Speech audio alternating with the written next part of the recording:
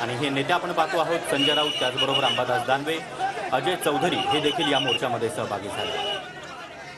मध्ये आनंदाचा शिधा म्हणून सणासुदीला 100 रुपयाचं पॅकेज दिलं जातं. याचा अर्थ 100 रुपयाचा शिधा घेण्याच्या इतकी सुद्धा महाराष्ट्रातल्या लोकांची आर्थिक कुवत ज्या सरकारने ठेवली नाही, त्या सरकारने कुठल्या प्रकारच्या विकासाच्या बाता मारलेत. मला नाही वाटत की यांचा काही विकास चालू आहे. उलट अदानीला वाचवण्यासाठी सगळं काही सबभूमी अदानी की म्हणून तेवढ्यासाठी हा प्रयत्न केला जातोय. त्यामुळे भाजपच्या अशा कुठल्याही बाष्कळ टीकेकडे आम्ही फार लक्ष देत नाही. मातोश्री 2चा खर्च धारावीतून वसूल करायचा अशी टीका केली जाते. हे बहुतेक ते आमचे बारके भाचे, त्यांची ही सगळी बडबड असेल. असू देत, आम्ही एन्जॉय करतो त्याला. कारण हे सगळ्या महाराष्ट्राला माहिती आहे की मी कायम म्हणते की शिवसेनेची सध्या महाराष्ट्राला गरज आहे. महाराष्ट्राची सत्तामत्ता अस्मिता कोण राखू शकतं तर फक्त आणि फक्त उद्धव साहेब आणि शिवसेना राखू शकते. भाजपच्या वसंगळीला गेलेले, वळचणीला गेलेले एकूण सगळी गद्दार गँग यांना इथल्या मराठी माणसाचं हित कळणार नाही. ते मराठी माणसाच्या हितासाठी कधीही बोलू शकणार नाहीत.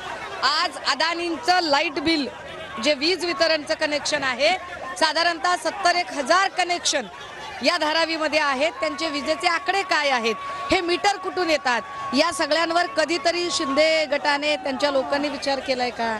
मला वाटतं हे सगळे प्रश्न जास्त महत्त्वाचे आहेत. निवडणुका येतील आणि जातील. राहिला प्रश्न तुम्ही जसं म्हणताय तसं की मातोश्री 2 वगैरे, मातोश्री 2 ला आमची गोष्ट आहे. आम्ही संबंध महाराष्ट्राच्या विकासासाठी, महाराष्ट्रात मी राहते का मातोश्रीमध्ये, मी का आली आहे इकडे? हे सगळे लोक मातोश्रीत राहतात का? हे सगळे लोक का आलेत?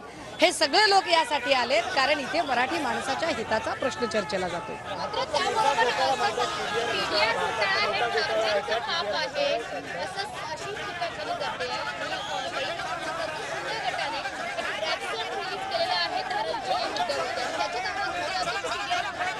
नाही, शिंदे आता प्रत्येक गोष्टीवर, शिंदेचा जो गट आहे तो प्रत्येक गोष्टीवर इव्हेंट करण्याचा प्रयत्न करत राहतो. त्यामुळे ते रॅप सॉन्ग करतील, ते लावण्या करतील, ते ऐन दिवाळीत गौतमी पाटीलला आणून लावण्या घडवतील, ते काहीही करू शकतात.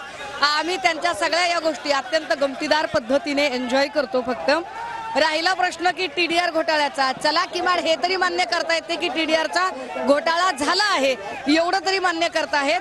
बाकी घोटाळा कुणी केला, कसा केला, जर त्या घोटाळ्यावर चौकशी करा असं आम्ही म्हणतोय तर घाबरता कशाला, मागे कशाला फिरता त्यासाठी?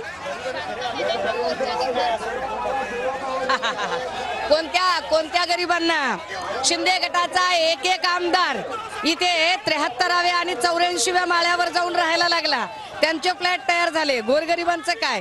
गोरगरिबांच्यासाठी कोणता विकास आणि कोणते प्रश्न त्यांनी सोडवले?